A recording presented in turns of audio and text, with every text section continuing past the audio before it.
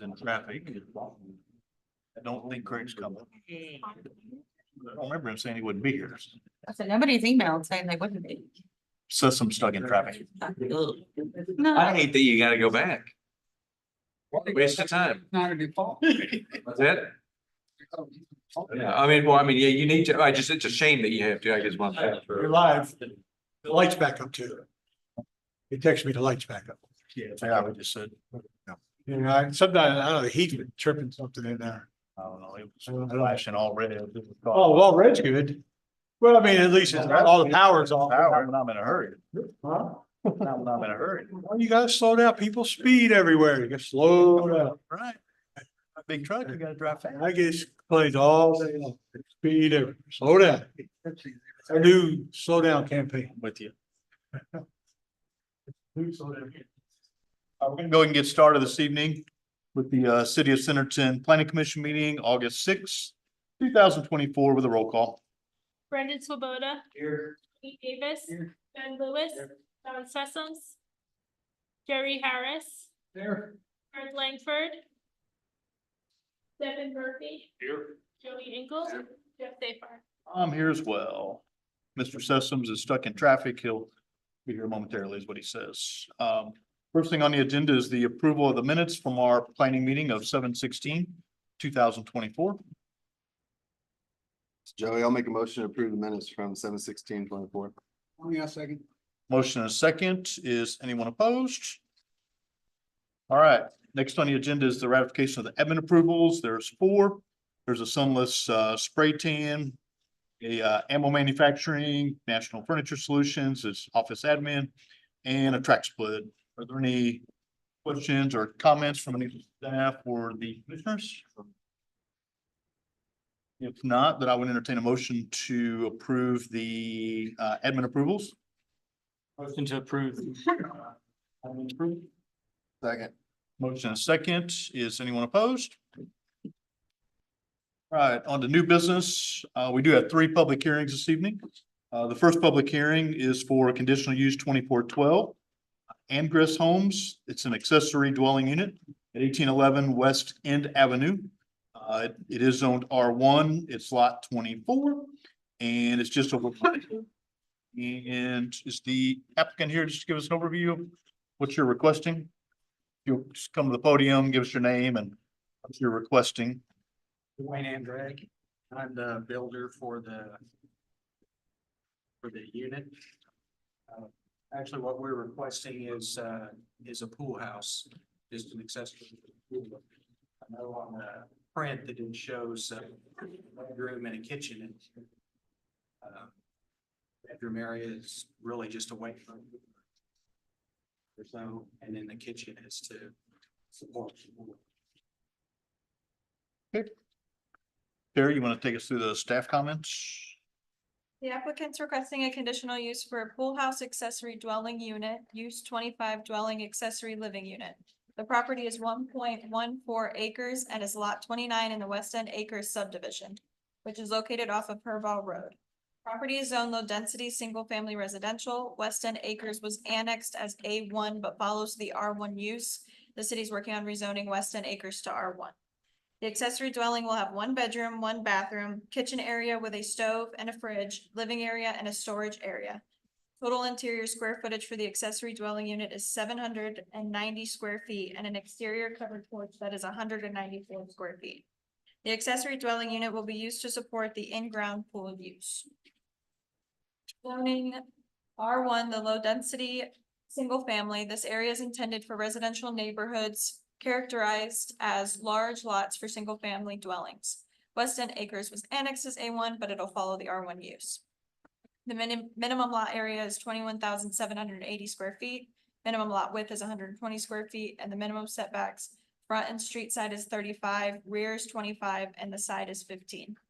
The surrounding zones and uses, the property is surrounded by R2 and A1 zoning in the Maple Estates subdivision phase 3, R2 to the southeast, the reserve at Wolverine subdivision R2 that is south, and an adjacent property that is south of the property that is A1.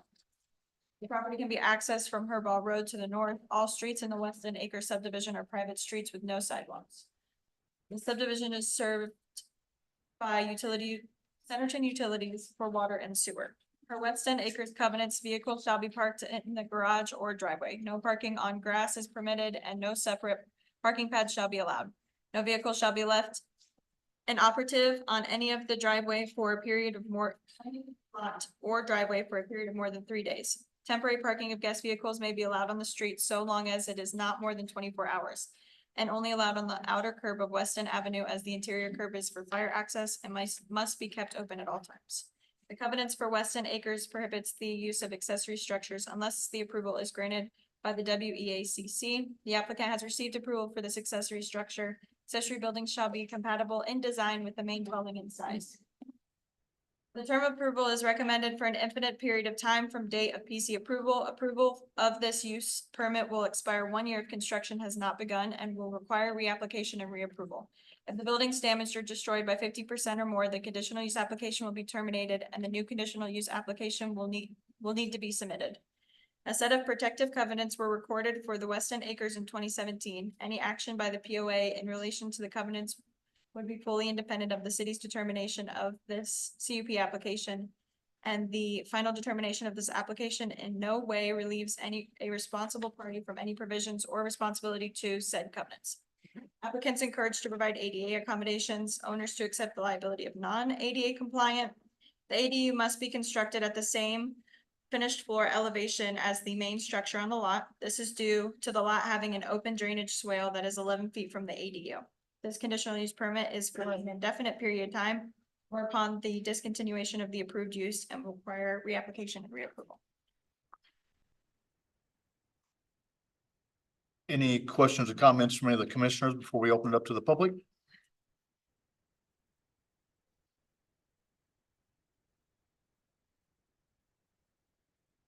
All right, let's go ahead and open up to the public. I would entertain a motion to open the public hearing. Joey, I'll make a motion to open. John, second. Motion to open the public hearing is not opposed. We're now open to the public. Is there anyone that wishes to speak, have any questions or comments in regards to the conditional use or the accessory dwelling building at 1811 West End Avenue? There was no public comments received and certified mail was not required. They had a publication on July 21st, 2024 and a sign posted on July 22nd. Sorry. Second call for anyone who wishes to speak.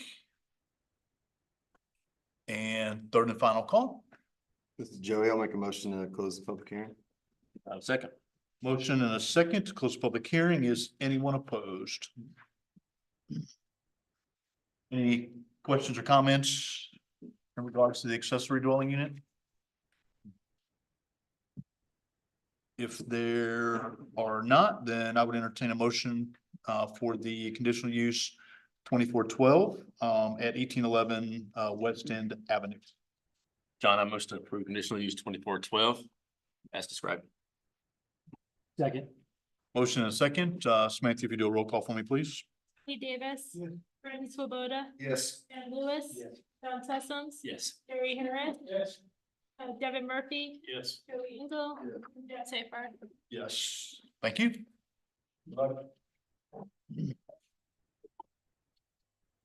Next on the agenda is also a public hearing. This is for rezone 2405. Dunes at Prairie Valley West. The rezone request is from A1 to R4 multifamily.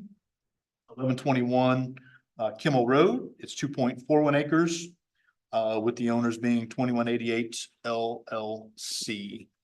Is the applicant here to give us an overview of what you're requesting? Yes, sir. My name is Hugh Jarrett. I'm a developer. Basically, what we are doing is we were able to buy this lot from a lady named Wanda Atkins. And we're just consolidating it in with our existing dunes at Prairie Valley that's to the west. I'm sorry, to the east. If you have any questions, I'd be happy to answer. Kayla, would you like to give us a staff overview, please? Yeah, so this parcel is located along Kimmel Road directly between Featherston Village Original, which is zoned R3 SF with the PUD. And to the west is the dunes. To the west, and then to the east is the dunes at Prairie Valley, which is zoned R4 MF with the PUD.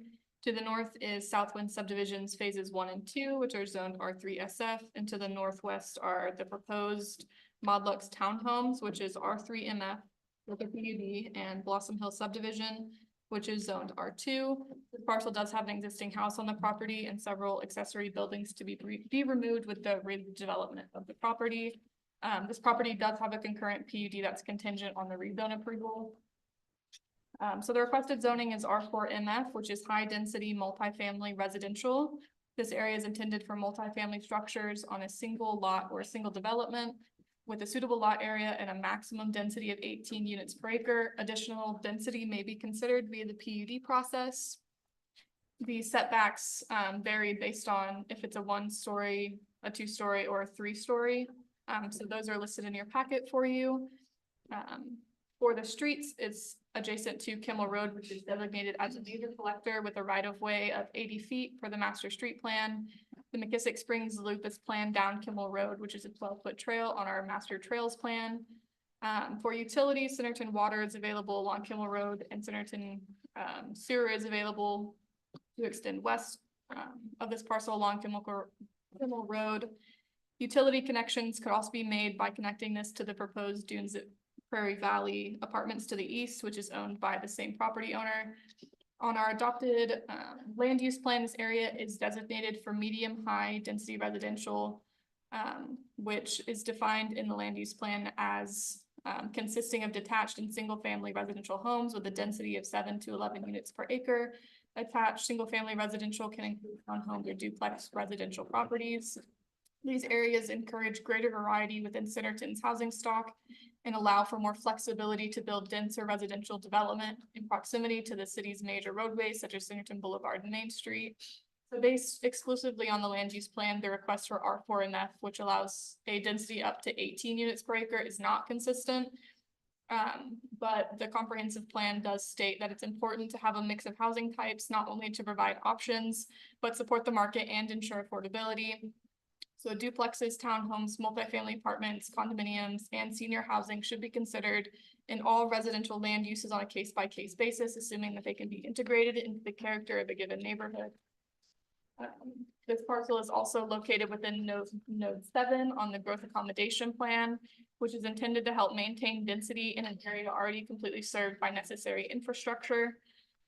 And it's located nearly adjacent to a designated business park, which is within node 6 of the economic development framework, which should be developed as a small business park to support additional employment opportunities. On the southern portion of the city, appropriate buffering and screening should be utilized to ensure compatibility with adjacent residential uses. So based on the goals of the growth accommodation plan and the economic framework plan, the request to rezone to R4MF is consistent as the increased density would provide support to future businesses and act as a buffer between the single family subdivisions, Featherston Village original and the future business park.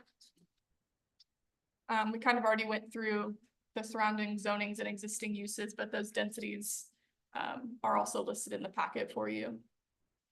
So based on the variety of densities presented in the area already, the rezone request for R4MF is consistent with the surrounding uses and zonings. There are also more items in the comprehensive plan that this request aligns with, and I've got those listed in your packet as well. I'm happy to answer any questions. Thank you, Caleb. Any questions or comments from any of the commissioners before we open it up to the public? Yeah, I don't. That area that's obviously the A1 that would be pockets of A1, but I don't know that that's I was just looking at that. That's consistent. a lot. That's a lot That's of, part of one lot to the west. It's not a separate parcel. Yeah, the green A1 underneath is actually the Featherston Pond. Yeah.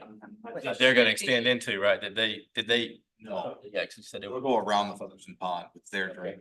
And what about the R2 right across from Buckhorn? I mean, that's not really a transition. Buckhorn is about this wide. Yeah, but that A1 on the corner of Buckhorn is the concrete plant. Yeah, I understand that. So that's, And that whole strip right there was meant to be business park.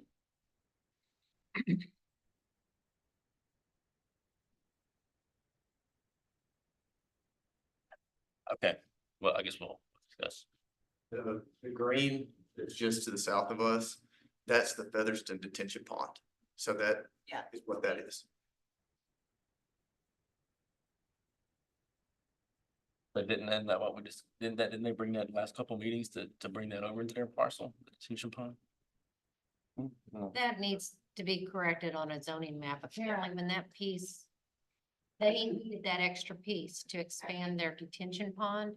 It was not, when they split it, it was not rezoned. Okay. Correct. They bought it from Miss Atkins, who we ended up buying her house. It should have been rezoned with the development to the west. That's part of that. It's like a little piece that's. Part of that parcel. I don't know if you have an aerial. I might hold one up. It's not part of it. Because the detention pond is oblong and extends out into that green. So that's a parcel that needs to be corrected when we fix the zoning. I see a few other little spots, just like West End. It was brought in as ag, but that's not the use of the property, and it was always developed. It was Let's see the stuff out. laid out as an R1 subdivision. What was Kimmel on the plan? It's a major collector. I can't remember, is that the current open area there, has that already been rezoned? Yeah, that's already a part. Okay, I can remember. This is just adding on to that same Yeah. development. So that's already R4M. Yes. Correct. That stub that you're looking at, that buffer is there, the R4. I just didn't want to create a landlocked Oh, yeah, no. No, That's part of. pony farm. Yeah. no. It needs to be part of. When we bought it, our initial thought was to come out of the parking lot and do little houses back up to Kimmel. Then when we looked at it, the Featherston people are probably better at little houses than we are. And we're probably better at what we do. So we thought it would make more sense instead of having some little weird deal in there, just to kind of consolidate, and make it one smooth development is what our thought was. Because it'll allow the streetscape along Kimmel to be the same. I think it'll work better than having a. Yeah. Yeah. What was that? What y'all say? We'll talk more about the design of how that connects to the dunes with the PUD.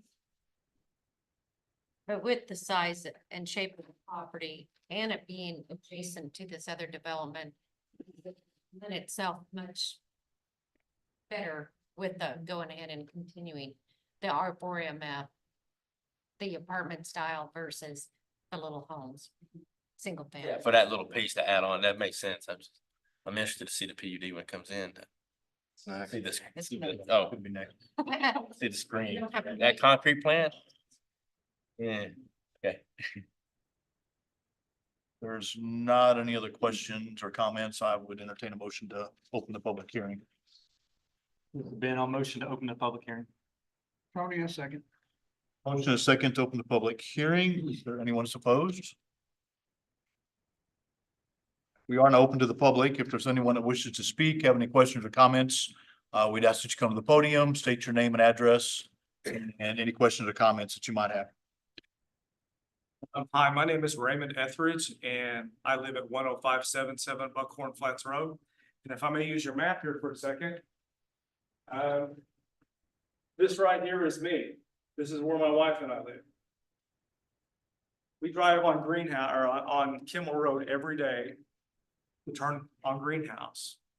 And I know that growth is good and I certainly support growth. But my question is or can we get an update on what's gonna happen with the intersection at Kimmel and Greenhouse? I've been asking about it for years, not to you fellas, but to a few other folks. And I keep being told that it's in the works, Bentonville owns one side of it, Centerton owns the other side, the state owns both ends. I know for the past 5 years, I've been told something's coming. And I'm just curious as to when something's gonna come. I know that in about 2020, Centerton installed the four-way stops at Kimmel and Main Street because he felt like there was some accidents that were happening there. What are we gonna do on the other side of it? I know that maybe Bentonville and Centerton don't work together very well, but school's getting ready to start. There's like 8 to 10 buses every day on Kimmel Road, and they're trying to turn right. Nobody can turn left. They're trying to turn right. Somebody's gonna get hurt. And then those of us that have lived out there for a while, we like to go to work so that way we can pay our taxes, and have a hard time taking a left there. So I was just curious, what's in the works and how much longer do we have to wait before there's something done with that intersection? So, yeah, but first thing I'd tell you, this is actually one of the projects where we're working with Bentonville, hand in hand to make sure that everything works. So this is actually one of those projects where we're doing that. So I'll let Tony, kind of give you So, the skinny on what's going on and. so. This. I was gonna say, what's going on when he's talking about the, Kimmel and, Road? Actually, on the east side of that, that's not owned by the city of Bentonville. Both sides are owned by the county.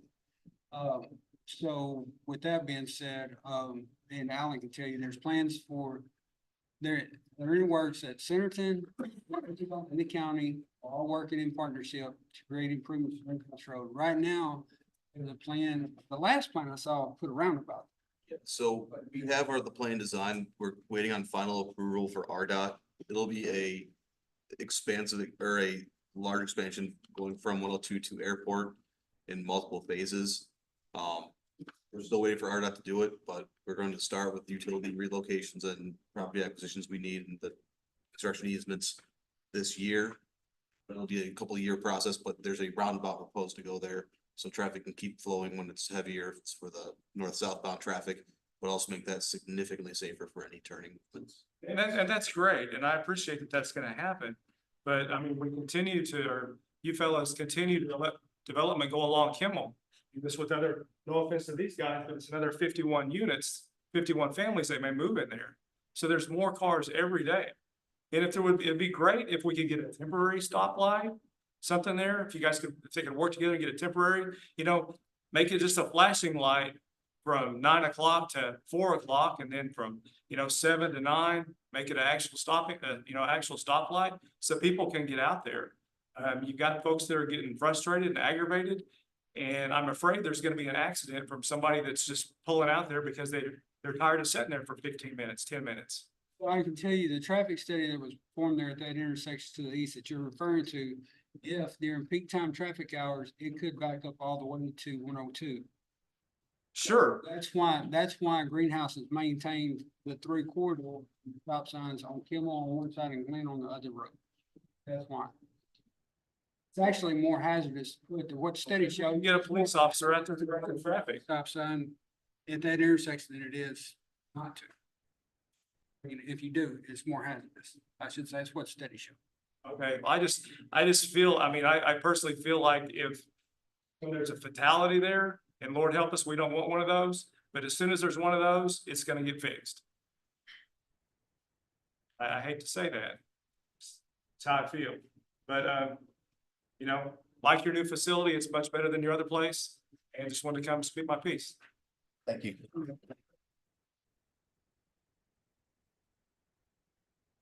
Is there anyone else that wishes to speak in regards to the rezone at 1121 Kimmel Road?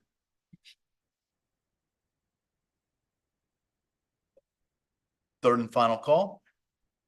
And I will note they did meet their public hearing requirements. We did get a comment late this afternoon that had both the reason and the PUD, the subject, but I think it's more geared towards the PUD. Okay, all right, we'll hear it. The PUD. So Joey, I'll make a motion to close the public hearing for rezone 2405. John, second. Motion and a second to close the public hearing. Is anyone opposed? Are there any additional questions or comments from any of the commissioners?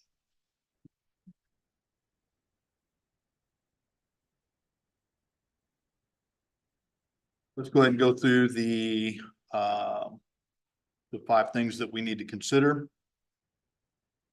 First would be, is the rezoning consistent with the adopted comprehensive plan, including the adopted land use plan?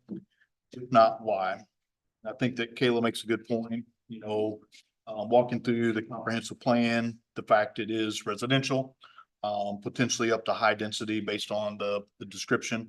And then the additional 4 or 5 pieces that she included in there from a mixed perspective. Does anybody disagree that this would not be compatible with the comprehensive plan?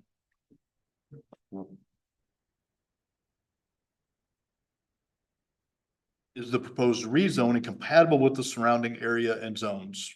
And again, I think, you know, with the mix in there and this being adjacent to an MF4 that's already planned, I would consider this to be compatible with the surrounding area and the zones. Does anybody disagree with that?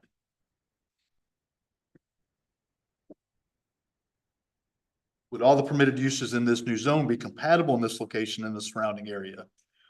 And again, we are considering it as an R4 multifamily. Understand there is a PUD after this, but we would also need to consider if for whatever reason there was not to be a PUD on top, would the R4 multifamily still be able to be used here? And again, it's next to an R4 multifamily that's already there.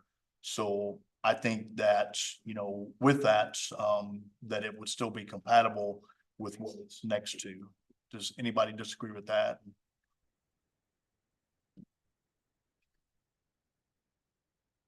Would the rezoning provide a benefit to this landowner, but not be considered for other similar properties in this area?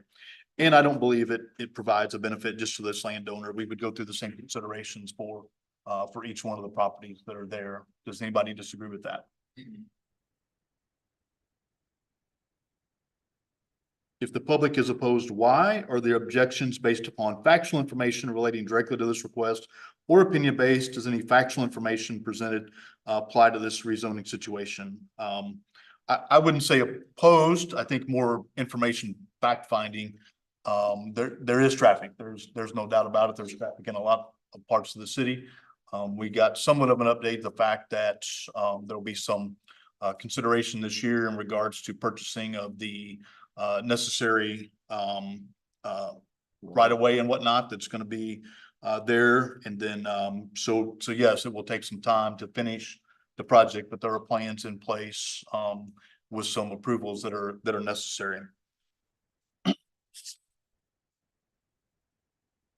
Are there any other questions or comments in regards to the rezone for the dunes at Prairie Valley at 1121 Kimmel Road? If they're not, then I would entertain a motion for the rezone. This is Joey. I'll make a motion to approve rezone 2405, the dunes at Prairie Valley West. It's a rezone from A1 to R4 MF, 1121 Kimmel Road. This is Tony, I second. We have a rezone in a second. I'm sorry, we have a motion in a second. Matthew, if you'll do a roll call for me, please. Joey Engel. Yes. Kurt Langford. Devin Murphy. Gary Harris. Yes. John Sessoms. Yes. Ben Lewis. Tony Davis. Yes. Brandon Swoboda. Yes. Jeff Safard. Yes, as well.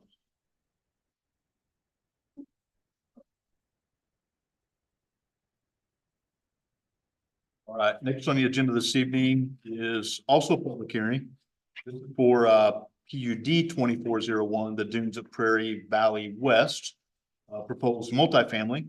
It's at 1121 Kimmel Road. We just did the rezone from A1 to R4 multifamily. It's 2.41 acres and the request is for 51 units. Are you in charge of the overview of this one too, or? Yes, sir, I am.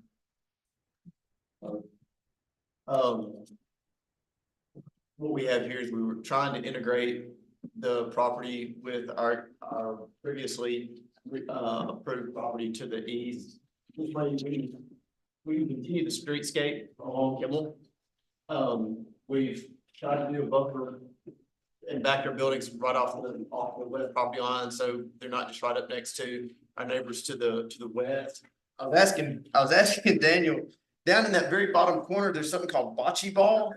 And how they got Lindy to say that that could go on the plan, I'm not sure, but that's the first time I've seen bocce ball on one of our plans. But then if we have the other building with some green space between the earlier property, I think it fits well. The traffic flow should work well. And we should be able to manage this as a nice addition to our property. Again, we backed it off the property line. And it sits in there above that detention pond that it should work out very well. It should, the layout and the construction. If you have any questions, I can try to answer them. No signage? No signage? No, sir. It'll be, since we'll be using our main entrance up there, the signage will be with the early project. So it'll all be. Yeah, I'm asking. It says there's no signage proposed. For this addition. Oh, I got you. This edition. Oh, so wait, I'm confused. We're just looking at this stuff, not the whole. Correct. Yeah, you're just looking at the little. piece. That one's been done. Yeah, I don't remember seeing that, 'cause I was gonna ask It's a about, while. I was gonna ask about How long is the that? screening to the concrete plant. It's been a, I never remember. a while. Yeah, it's been a while. We've slept since then. that's since then, we haven't started it yet. How long? Like years? We've been, what's this been, What year? Dancer. We're waiting on a letter of map revision, and then we have a Skip and Sharon are building a property in Fayetteville right now. When they're done with that one, they're coming here. So we hope they can build it in about 18 months. If they're not done in 18 months, they're gonna be pushed pretty hard. So that should work out our timing with the FEMA and construction. So that would be our timeline. Keep in mind there, as we said, if that kind of falls in line with the road projects as well. That's what I was Construction on top of each other at the same time. Right, well, so in the time, and it'll take us from the time they start, before we actually have people in there, it'll be almost a year, so it'll push. We may be in behind the road, so the road situation may be fixed before. I mean, I'm just thinking about the construction equipment, dump trucks, trying to get to the same, two different places on the same one lane of traffic. They have to come down Main Street. Yeah, I mean, it's gonna be a mess. You have to go around and come back the other way. Down and We will balance this on site, so we won't have a bunch of dump trucks coming in and out. It'll mainly be just the contractors themselves. So we shouldn't be doing much dump trucks at all. We actually made a deal with the concrete plant. We're gonna get. I figured that. I know him. Yeah. We can use their waste on our parking, on our parking, so it should work out very well. If y'all have any other questions, I'd be happy to answer. All right. I assume the landscaping matches the other plan. I don't have that to compare, but it's just the same stuff, brought it down. We'll try to make it consistent all the way down. And around the buildings. What's bocce ball? I don't even know. Bowling. Yeah. Little white ball and you gotta throw your. Play on the Cosby Show. I don't know. Kayla, would you like to give us a staff overview? On track. Okay, so the applicant is requesting a PUD to develop a multifamily development on Kimmel Road. This development will include 51 residential units within 2 3-story residential buildings, resulting in a density of 24.5 units per acre. That's consistent with the Dunes at Prairie Valley original. So there's a total of 81 bedrooms proposed, and this will directly connect to the proposed Dunes at Prairie Valley. We just went through where it's located between Featherston Village and the Dunes of Prairie Valley, southwest to the north. To the northwest is Maud Lux, which is R3 MF with a PUD, and then Blossom Hills is even further. So this is on one lot. For the zoning, you guys just approved that the rezone would be recommended to council, so council still has to approve that officially at the council meeting next week. But R4MF allows up to a maximum density of 18 units per acre, and the code does say that additional density may be considered with the PUD process. So here we are. So this PUD approval, should it be approved, it should be contingent on the proposed rezoning being approved by council. For ownership, this is all owned by one person. And it's no future land division shall be permitted except upon consideration and approval by you guys.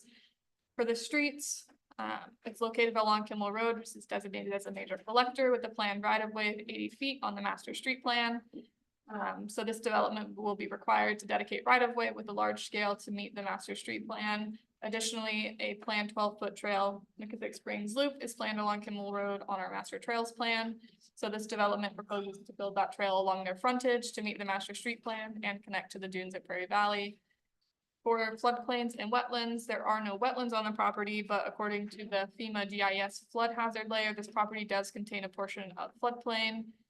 So a floodplain permit may be required with this development, but this property is included in the CLOMR that's currently in the works for the dunes of Prairie Valley. For the design, it's 51 residential units within 2 3-story buildings. The design also proposes a dog run, a picnic area and shuffleboard. Residents will also have access to the amenities that are provided within the dunes at Prairie Valley, including the pool, trail, and recreation areas. So the biggest difference between the PUD and the R4MF, the density is 24.5 units per acre instead of 18. And then their setbacks, they propose them to match what they proposed at the dunes at Prairie Valley. So that's a 10-foot front setback, a 30-foot street side setback, and a 30-foot rear setback. So that again is consistent with the dunes at Prairie Valley. The building at the north side, because we did get a public comment from someone who lives in Featherston right there, and they were mostly concerned with the proximity of the dog run to the houses. The building itself, because I imagine that will probably get some comments about the apartment building being close to those houses. That is 35 feet away from the property line, so it would be even further from the houses. So for the amenities, the PUD shall include a dog run, recreation areas, I can't remember how to say, a picnic area, shuffleboard, and the trails as shown on the approved concept. For the density, that density shall be limited to no more than 24.5 units per acre. There are no accessory buildings proposed, but should accessory buildings be proposed later, they have to meet the underlying zoning requirements, and the addition of the accessory structures cannot impact the open space requirement of, so sorry for my typo, 35% open space. So per our Title 14 PUD code, this development is required to provide a minimum of 35% open space because they're requesting a 36% increase in density. So this current PUD concept shows approximately 0.82 acres, which is 39% of the development to be preserved as a common open space. So a full landscaping plan would be required with a large scale development submittal, but generally it does match what the dunes at Prairie Valley originally proposed.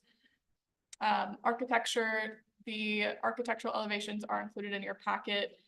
The dunes at Prairie Valley originally proposed something that felt more walkable, so the facades intentionally faced towards the right of way, but they have all of the elevation requirements met. For the landscaping, they will be required to provide a landscaping and tree preservation and save what trees they're able to, but that will be required with a large scale. For the street trees, they propose to have street trees spaced at 1 per 20 linear feet. Normally, I know that we require 1 per 25. So I don't know if you guys want to set it there or accept their 1 per 20. That's for you guys to decide. Additionally, trees shall be planted within landscaping islands where utilities are not in conflict and every 10 to 12 parking spaces. So they meet that with their parking. There is a tree island every 10 to 12 parking spaces. For the screening, they will have to meet the screening requirements for the residential compatibility standards because they are adjacent to single family residential Featherston Village. I believe there's already a 6-foot privacy fence along the west or Featherston Village. There is. So if there is not, which I'm sure there is, they would need to build one, and then they're also proposing a continuous evergreen screen along the west property line consisting of 6-foot tall pine trees at planting, and then they will only grow from there. For the parking spaces, the PUD codes the PUD code recommends 1.5 spaces per unit, which would require a total of 77 parking spaces. This development meets that requirement. They don't propose additional visitor parking. But when we did the Dunes at Prairie Valley, you guys opted to only do 1.5 spaces per unit to get more green space. And so they are providing more green space in this one as well, and they will have access to the parking in the Dunes at Prairie Valley. So staff approves of that proposed ratio. And then there are no additional signs proposed with this addition. All that signage is with the original. I'm happy to answer any questions. Before you go, I'd say with the signs, regardless, it has to be through the large scale, require a sign permit through Anthony. So the requirement for that is typically only one sign per street frontage anyway. So he's not proposing a different property and ties to it. What the part of that is what he would allow. And if we're doing the PUD, I'd want to just add that they shouldn't be able to, I know it doesn't show it on the PUD now. With the limit that they can't put an access onto Kimmel. As a note, Featherston Village has to put 1 tree per lot on the back of their lots that haven't been planted yet. So there will be an additional tree buffer along Featherston side also. I do have a question. Yes. Some math, I don't understand. The lot size is, and this PUD is 2.41 acres, correct? That's how large this lot is total. Okay. And then down here, it says that there will be 81, Bedrooms. so 24.5 units per acre. Mhm. Get you 81. Bedrooms. So how do we define a unit versus a bedroom? There's 51 dwelling units, and then within those 51 units, there are 81 bedrooms. I see what you're saying. Okay, thank you. Yeah. Looking at this, the site plan does say 2.08 acres. I think after the right of way. Is that it? That includes the right of way? So on the staff's review, they are inconsistent in density, lot size, front building setback, street side setback, rear setback. That's compared to just the straight zoning, not Yeah. not the other. Not the other one. I assume it's all consistent, right? So the difference and so they're asking for an additional 6.5 units. And so what would be if they were consistent with the density that's recommended? Or that's required? Okay. What's the bedroom difference? Currently 81. Your open space requirement would be 25%. So with is this what you're asking? So with the increased density, then it goes to 35%. He's not asking about open space. He's just asking about units. She's asking if they stuck to 18 units per acre, how many? 18 times 2.08. Not 2.41. I'm counting 2.08. So 30. That's an issue. Well, 2.08. it's not bedroom count, it's unit count. Yeah. Remember. Yeah. But they're going up and then we get more green space. But that ratio does match the previous.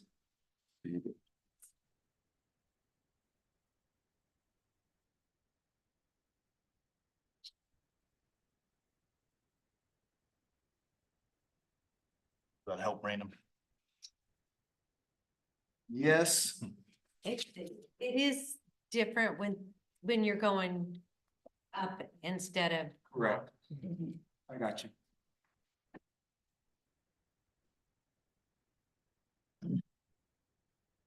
Which that's what gave them that flexibility is because they're building upwards. The little fairway looking things, are those berms? They're, yeah.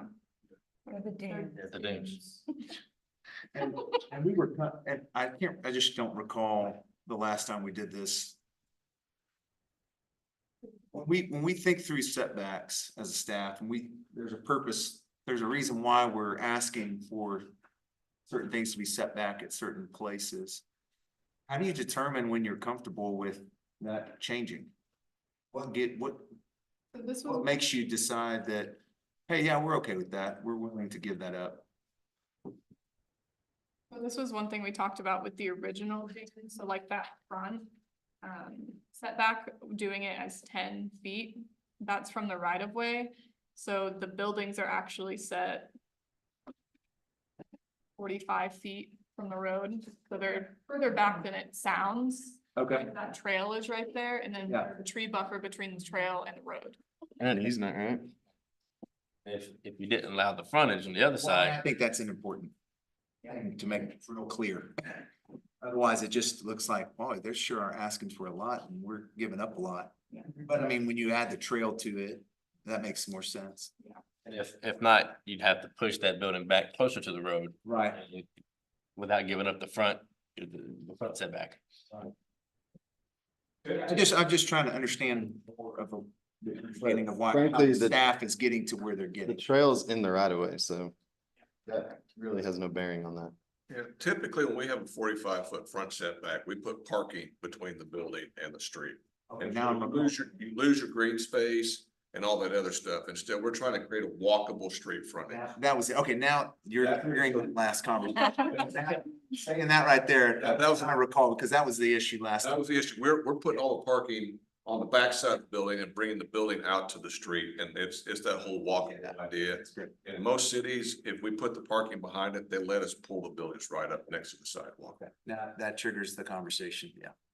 And frankly, just looking at it, that house to the west there looks to be every bit as close or. Yeah. A little closer. Yeah. Yeah, that one. We have dogs, love dogs. We got more than we need. The dog run next to the houses. That I'm thinking about, that can go somewhere else. We've got another dog park within the I saw community. We that. can make that green space. It's. Yeah, I just think about the neighbors.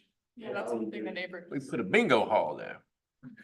That's even better. Much- Oh, We can put picnic tables there. Or some kind of screen there. I was gonna mention that, so I'd be concerned neighbor. And sand all that landscape. There is a fence already there and there are trees and there's a dog fence that'll be there, but there's a lot between there, but still. we can make that a landscaped area and get rid of the dog space. You don't want kids from that neighborhood throwing balls over and. The dog space will be internal to our property, it won't be next to our neighbors. And even though we're looking at this individually, does it change any ratios? If we combine the two, because technically they should be combined. Yeah, that was my question. Are we combining the lots or is it gonna stay on a separate lot? Don't we need like after this, don't we need They're separate lots. They stand alone. They have their own parking, they have their own density ratio, so they're all standalone, but we are using access through the ones. We don't put a second access out on the Kimball Road. Why didn't we just do a lot split and combine them? no. That ties them together. I don't know if. Yeah, There's nothing that says I changed my mind tomorrow and I'm not gonna connect to that lot next to me. That's my question. Yeah. Right. We can't come do a lot combination without your all's approval. Right. So and if we need to. I would imagine, in all honesty, we will probably combine these because we will most likely combine these because they'll want each lot to be conforming with access. And if we combine them, we have the access to Buckhorn and Kimmel. If not, you're gonna have to be dedicating a bunch of easements. Yeah, and we don't, Keep that separate. right, I think we'll probably combine these when it comes time to do the plating and large scale. Well, is that gonna require It's just a lot. a new PUD that brings it all back together? We could make it part of the, we could put a contingency Yeah. on the motion that it needs to be combined, if that's something that y'all desire. But I think that raises a great question is that acts as one PUD at that point? Just also thinking if we run into snags down the road with construction and things needing to change or not being consistent, and now we've got two separate PUDs, we've got two separate lots. I mean, once you combine the lots to one parcel and then make that a single PUD, does it now meet the green space and parking space and all that I kind of? mean, they both meet the same, density count, same parking count, same green space count. So it's I'm not- thinking about thinking more about the staff, and I'm thinking about the future. So when the first one was done, we had the 25%. We didn't have that if there was a higher density, that it escalated, with our scale. Correct. So the ratio does not work exactly on green space of what if you combine everything right now. But that one does exceed the green space. So So that part meets our requirements. You can still approve it as a second PUD for this call it area, I guess. We would have to Like define it. phase two. Yeah, we could do it that way, correct? Otherwise, if you have a property and then you have another phase to it, and this was under one set of rules, and then this is the next set of rules, it's gonna be real hard to make this one take on all of the changes of this development. it's almost cleaner to have two different, anyway, It's almost cleaner what? cleaner to have two different PUDs anyway. Because the code has changed since they came in the first, so. I would like, Again, without that, there's nothing guaranteeing you're gonna tie this parcel into. You can make it contingent on a lot. Condition of approval that with plating or large scale or whatever, if we leave the design the same, and then when we come through, we combine the lots in when we do the plat. They'll have to do a plat to indicate the right of way anyways, so when they do that, they can do lot combo. It's like a lot of right of way dedication though. They're two separate. It's one, they do it on one plat? They can do it on one plat. We should be able to have one plat that dedicates right away. You gotta have two parcels to do a lot combinations, so. And all the utility easements, they can dedicate the easements and do the combination all at one time. So when the rules do change, Rules have. They already when changed the it. rules have changed and they've not started construction, It's already been approved. even though it's already If been. they go past their 1 year, we can come real soon. yeah, I mean, they do have, I don't know when that expires. A loaner in process that continues. But they have a what? The FEMA one, right? Yeah. They have a clomer in process, which they have to go through, and they're dependent upon FEMA spending 90-day review time every time they submit.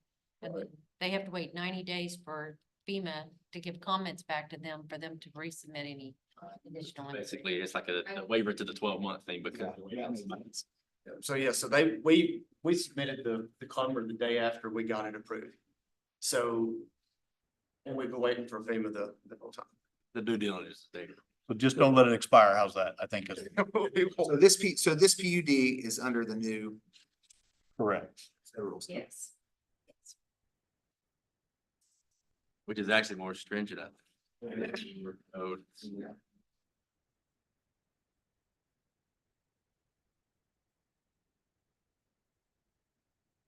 All right.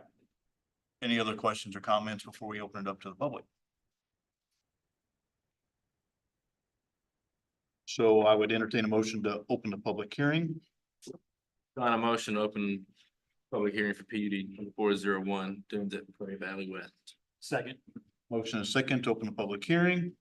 We are now open to the public, with the one note from the homeowner in regards to the dog run, which the dog run's going away, so we've addressed moving, or it's already exists in the other ones. All three of the comments they made in their statement were about the dog, so. Okay. Is there anyone else that wishes to speak or have any questions or comments in regards to the PUD? Second call for anyone that wishes to speak. And third and final call. Joey, I'll make a motion to close the public hearing for PUD 2401. Second. Motion is second to close the public hearing. Is anyone opposed? All right. Any additional questions or comments before we entertain a motion? If not, then I will entertain a motion for PUD 2401. The Dunes of Prairie Valley West proposed multi-family at 1121 Kimmel Road. So this is a proposal to recommend to council.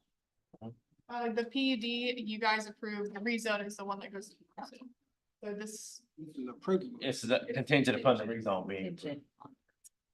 before you make your motion, I'm looking at the GIS for Featherston, their fence. I'm not sure that those lots have fences, so can we make the approval contingent on making sure there's a fence along that property line? So we have fence and lot combination are the two And dog run. moving, and then the dog run moves or something. Yes. That makes sense, Tony? If you were gonna do it? Yeah, fence, dog run. Additional access off Kimball.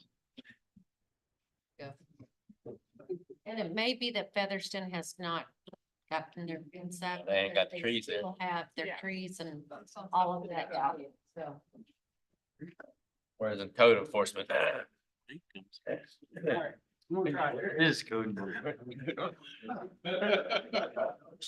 He's catching dogs. this, we'll make a motion to approve PUD 24-01 and Dunes at Prairie Valley West with conditions of if a fence has not been built on the west side of it, one is to be constructed. The location of the current dog run is to be relocated away from the adjoining neighborhood. Also, when large scale comes through, the lot combo. And that this development has no direct drive access to Kimmel Road, that access will be to the east to the adjoining property. And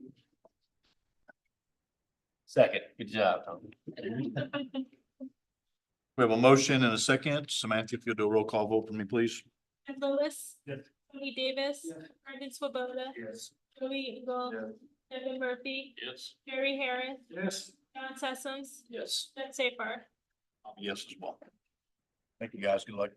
Thank you. Thank you. All right, next on the agenda this evening is subdivision 2403 Tuscany Phase 4. Preliminary plat and plans. This is at North Main Street and Townview. It is zoned R2 and this is 16.98 acres, 41 single family dwelling units. Anybody but Phil. How are you tonight, Phil? Good. You want to give us an overview?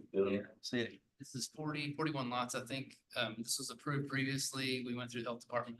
Thought we were gonna build it. It just never happened. So we're back. Again. Nothing changed from the last mission as far as, I know they had everything kind of mapped out and lot sizing and all that kind of stuff. It's really the same layout. Farrah, would you like to give us a staff overview, please? Parcel is located north of Townview Road and east of North Main Street and adjacent to Tuscany Phase 3. This is going to be the fourth phase of the Tuscany subdivision and it will consist of 41 single-family lots. The property is zoned R2, which is the medium density single-family residential. The smallest lot size for this phase is 9,848.9 square feet. The lot count density is 41 single-family lots for 3.01 units per acre. All stormwater for phase 4 is handled by the dry detention pond that was completed in Tuscany phase 1, and it was then adjusted in phase 2 and completed in phase 3. No additional right-of-way is being dedicated with this phase. 35 feet of right-of-way was dedicated with the track split that was done in 2014. There are some minor comments that do remain that have to do with the crosswalks, driveway clarifications, and some labeling. The zoning for this property is R2, which is medium density, single family residential. This area is intended for residential neighborhoods with suitable lot area for single family and 2-family dwellings. The minimum lot area for the single family dwellings is 8,500 square feet. And for the 2-family dwellings is 17,000 square feet, which doesn't have to do with what they're putting in. The minimum width of the single family dwellings is 80 feet. The setbacks per the plat, the front street side is 25 feet, the side interior is 7 feet, and the rear is 25 feet. The water service is provided via connection from Tuscany Phase 3 and an existing water main on the south side of Townview Road. The sewer service is provided via connection to an existing line from Tuscany Phase 3. This property is not located in or adjacent to a floodplain, and no wetlands have been found on this site. Drainage for Phase 4 is handled by the existing dry detention pond constructed with Tuscany Phase 1, and the drainage report has been approved by staff. Public streets. The interior street design is public with a 50-foot access and utilities easement, additional 20 utility easement on the front of the lots. Streetlights are shown and curb and gutter are with the sidewalk. The adjacent street agreement has been approved by staff, and it's pending some minor updates to some of the words. Townview Road is designated as a major arterial on the MSP, which is 100-foot right of way. Due to the location of the existing wall on the north side of Townview, the right of way requirement is 35 feet, and the additional can be made up on the south side as development occurs. All street improvements were completed with previous phases, and this phase will be adding streetlights and utility easements. Tuscany Phase 4 will have access from both Townview Road and the existing streets within the subdivision. No landscaping or street trees are proposed. There's not a lot of room for trees due to the existing wall and the utilities along Townview. And there are still just a couple of staff comments remaining pertaining to, especially like the location of this driveway being so close. I thought we took that out. I thought we did. It really needs to come off of North. north. That revised. It really needs to come off. I didn't hear you finish. North. That Collins Way, so it's further from that stop sign and traffic coming in. Yeah. See, Same. that's very close. So they're requesting to move it here. The driveway's be on the other side of the corner. Correct. So you're not, Maybe on Collins and. yeah, I thought, when I say took them out, I thought we. Bill, how are you gonna do that with the storm box right there? Yeah, we're talking about going with the graded inlet. We talked to Alan about that. Gotcha. Or we can go all the way to the far west side of that property line. Okay. Probably miss it. I don't know if this is for Alan or what, but I have concern with the statement that says the existing wall on the north side of Townview is prohibiting right-of-way dedication, and it'll be made up on the south side as development occurs. Right away was already developed, right away was already dedicated with Phase 1, and it went to that wall. 35 feet. Phase 3 is at that 35 feet. Yeah. So. I'm just dedicating saying, Additional would be relocating that to put a jog in the wall for no benefit. I got you. That's not the issue I have. The problem I have is it says additional right-of-way can be made up on the south side as development occurs. There will be no development on the south side. I don't know where that was. Huh? Not part of their adjacent street agreement. I haven't read The that. south side of Townview isn't their property. They can't, No. We're gonna develop. Oh, it's already developed. It's already done. Yeah, most, Yeah. it's already there. Yeah. So very unlikely that it can be widened. Right. Yeah, you can't make it up if it's there. Unless the walls move. Except until you go. And then the city pays to move the wall. That's an expensive wall. Well, Trust me. wall, I know that. there's no point in moving the wall because. Yeah. Right, because you can get the other. Phase 3 wall's already at 35 feet. Why is there no point in moving the wall if that road's supposed to be bigger? So you're saying it's a better idea for the city to spend matter what public you money get. to come back? It won't matter to do anything because you're already at that 35 feet. Where that wall is in Phase 3. That means the city's gonna have to purchase that property, all of it, and pay to move the wall. If that road ever gets widened. That'll, It'd be easier to Yeah. get on the south side because you've got the force main and everything going through there. Okay, I'm just bringing up my concern. Yeah, I mean, I agree. That was one of the things that stood out to me was just the language of that. Yeah. Is that a reality? Huh? I've never made any statement about makeup right away on the south side, so that's something that. Given the analysis, but again, there's nothing gonna happen with that.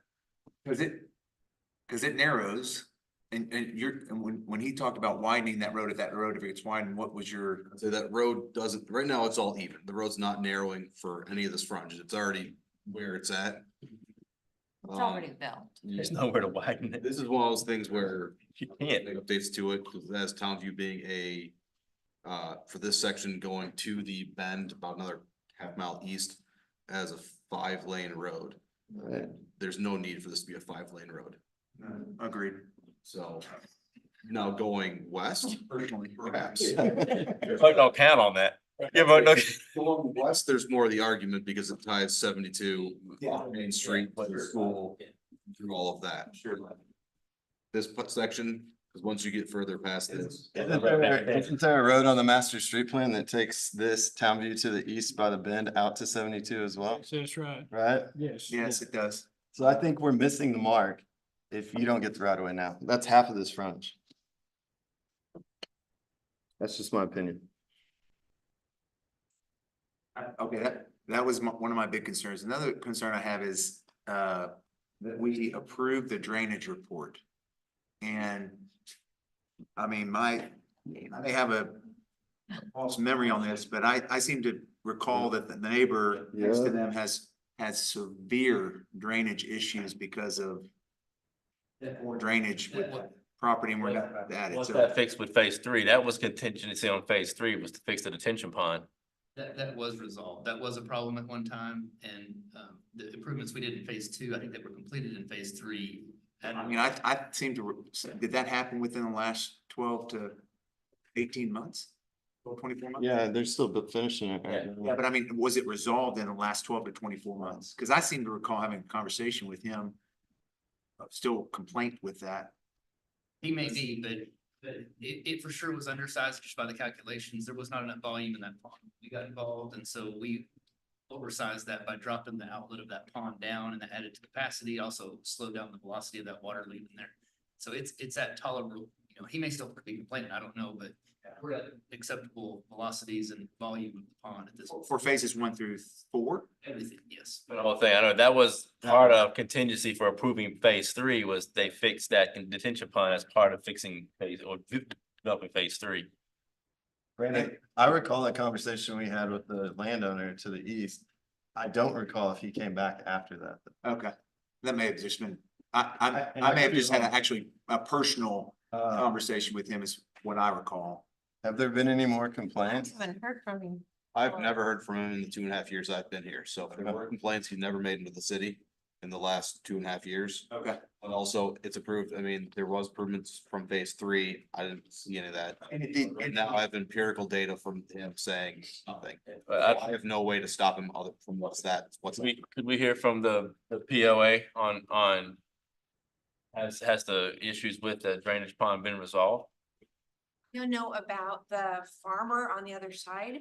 It seems to, well, I've not seen it over like my water in it. I know that it's not cared for. I don't know who, if it's phase 3 or who is in charge of mowing it and taking care of it. It was just recently mowed, most of it. I don't think it But capacity. I don't think it would have affected anyone in the neighborhood anyway. It was all heading east, really. and it's the improvement that you made in order to get approval for phase 3. Did that also take in consideration phase 4? The drainage needed for that phase as well? Yeah, and all those calculations are part of the current report that they're saying is. That was the problem with it. It was sized for phase 1 and 2 and not intended to be used in phase 3 and 4, but now they are using it in phase 3 and 4, they had to make it bigger. Okay, thank you. Thanks. It is bigger. Ask a question. Who's in charge of the pond? I don't know the answer to that. It's the POA. I don't. No, it's not. POA doesn't own that property. Well, there's, Can we get your name just because you spoke for the record? Thank you.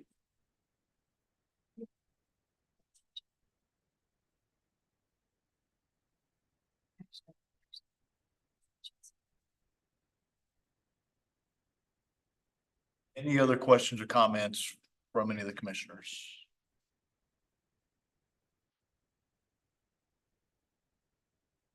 If not, then I would entertain a motion for subdivision 2403 Tuscany Phase 4 preliminary plat and plans. This is John. I motion to approve subdivision 2403 Tuscany Phase 4. As outlined with contingent on that the driveway interest is being relocated. It's definitely. And staff, outstanding staff comments adhered to. Motion, do we have a second? Second. We have a motion and a second for Phase 4 preliminary plat and plans. Is there anyone that's opposed? I am. I think we should get the right of way. I agree. Two oppositions, anyone else? Okay. It still passes with the two oppositions.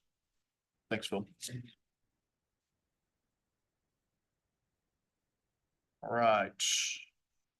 There's a council meeting on 8/13. Our next planning commission meeting is 8/20. If you can't be here, let us know. Anything else from staff? And I would entertain a motion to adjourn. We'll move. Motion is second. Is anyone opposed?